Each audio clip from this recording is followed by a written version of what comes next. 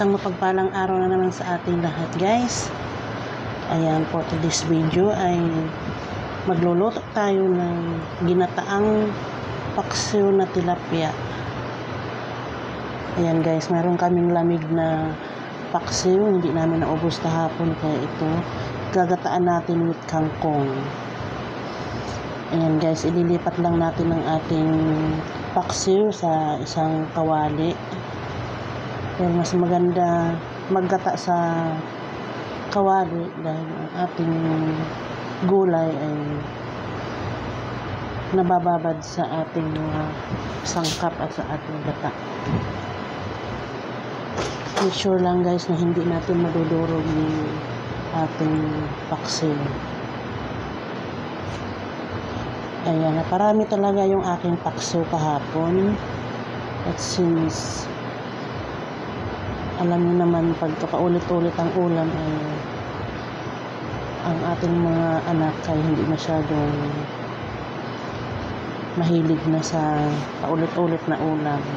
Since ang aking anak ay kumakain sa ginataan, ayan. Pati yung ating mga sangkap guys, huwag natin kalimutan ilagay para dagdag lasa din yan. At dadagdagan pa natin yan mamaya ng luya, bawang at sibuyas. Dahil magdadagdag tayo ng gulay at gata, mababawasan yung kanyang lasa. So, tabi lang muna natin ang ating sabaw. Dahil mamaya ilalagay natin yan.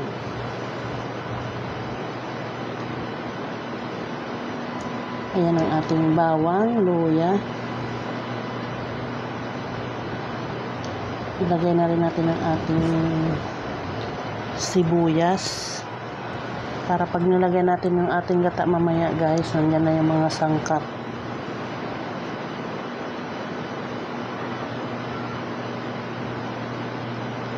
Yung ating red onion. Mas gusto ko yung red onion guys kasi ang puti, masarap lang yun sa beef stick.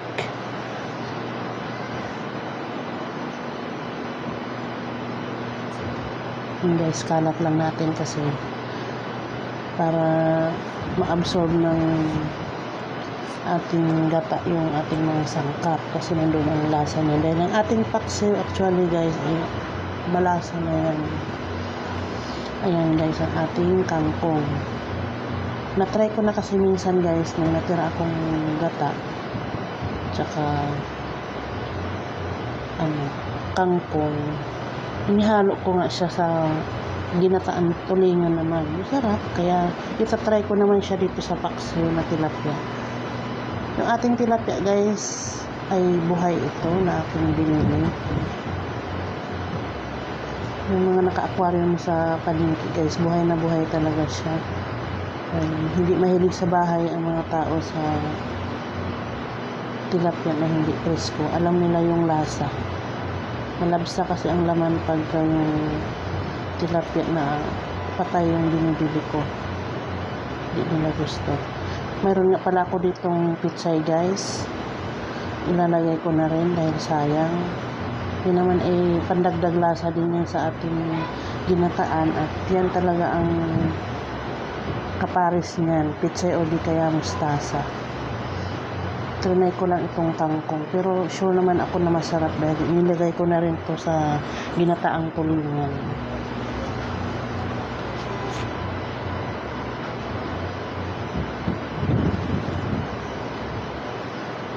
Ayan, pagkatapos nga natin guys isalansan, ilalagay naman natin ngayon ang ating kakanggata. Kakanggata guys ang inyong gamitin, huwag lang kayo maglagay ng pangalawang gata. Dahil ang ating paksiw ay luto na yan. Kung dadagdagan natin ang sabaw, magiging siya, masabaw.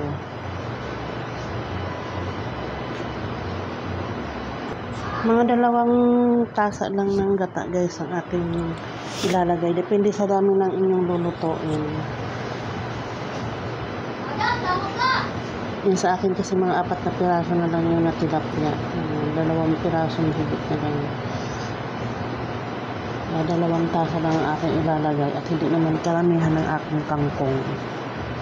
Optional lang yung pitsay guys. Ako talaga kangkong lang sana ilalagay ko. Pero pag ako talaga naggagata, nilalagyan ko talaga yan ng pichay, hindi kangkong. Ngayon lang, first time. Yung ating sabaw ng paksiw guys, ilalagay natin. Kaya sabi ko nga, kakanggata lang ilalagay natin dahil magdadagdag tayo ng sabaw. Yun yung sabaw ng ating paksiw. Yan yung nandyan yung ating lasa ng ating isda. Magdadagdag tayo ng pampalasa guys, patis. Kung wala namang patis ay asin ay pwede na. Ako dahil may patis ako, naglagay ako ng konting patis. Dahil naglagay din ako ng konting asin. Kahit anong asin guys, iodized ang ginamit ko.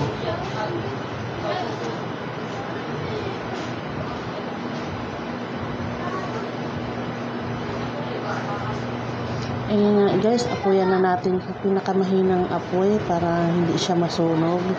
Tandaan natin guys, luto na yan yung ating paksiw. Kaya aalalayan lang natin yung ating apoy dahil masusunog yung ating isda. Ayan, takpan lang natin guys mga 10 minutes. Tapos ayan, ilubog-lubog na natin. Lunod-lunorin na natin sa gata. Make sure lang natin na hindi madudurog ang ating isda. Napakahinang apoy lang guys ang ating pagluluto dahil luto na yung ating isda. Lunurin natin ng gata yung ating gulay para magkaroon siya ng lasa. Ang pichay talaga guys ay dagdag lasa din yan sa gata. Siyempre yung kangkong guys, masarap siya sa tulingan. Pakita ko sa inyo guys sa sunod. Pag ako naggata ng tulingan, ang aking isasahog ay kangkong. At masarap pala siya pag malambot na, hindi naman nadudurog ang kangkong.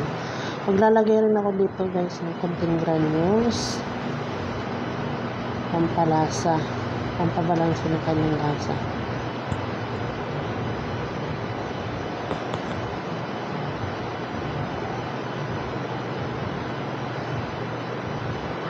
Ilubog-lubog lang natin yun guys. Ang hinang apoy para hindi masunog ang ating isda.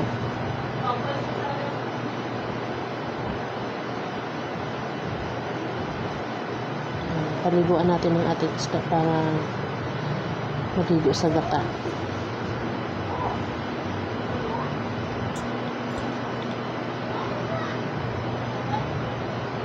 Yan ang ating niluluto talaga dito guys, ang ating gulay.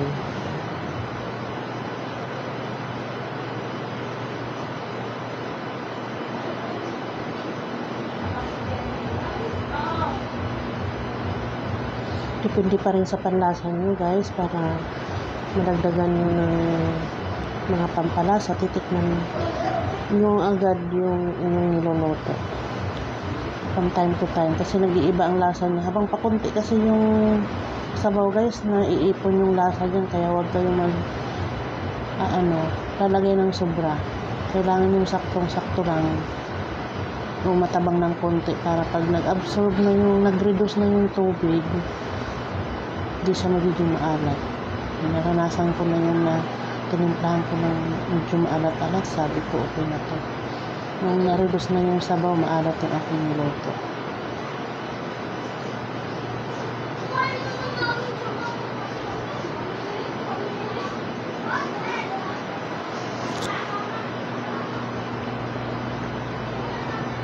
Ayan, takpan lang ulit natin guys para maluto ng maayos yung ating kangkong. 5 minutes.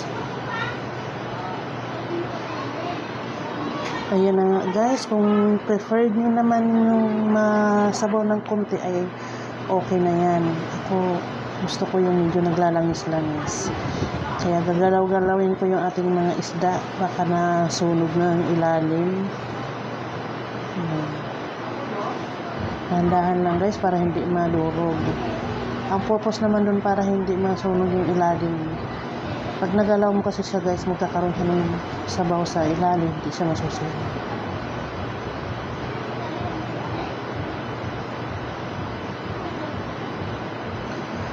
Ayan, dahil gusto ko yung medyo iga, hahayaan muna natin siyang mag-reduce yung sabaw. Pag nakita natin mamaya guys na naglalangis-langis na yung gilid-gilid, okay na yun.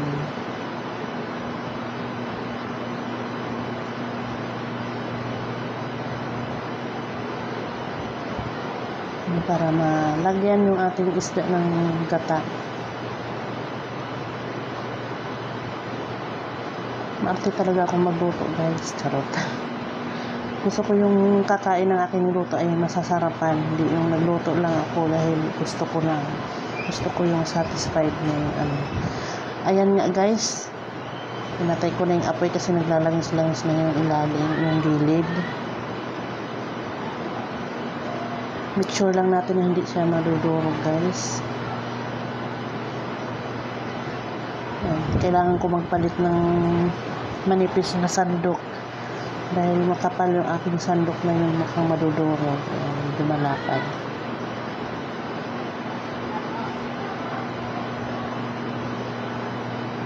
Mahirap talaga sandukin guys kasi luto na yung ating isda, diba?